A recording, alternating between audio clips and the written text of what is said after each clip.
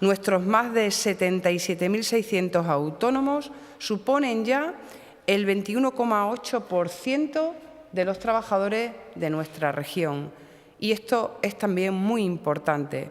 Hay que tener en cuenta que el peso total de los autónomos sobre el conjunto de los trabajadores en nuestra comunidad autónoma ha subido más de un punto, un 1,1% en los 2 últimos años, pasando de suponer el 20,7% en 2011 a ser ya cercano al 22%, es decir, concretamente el 21,8%.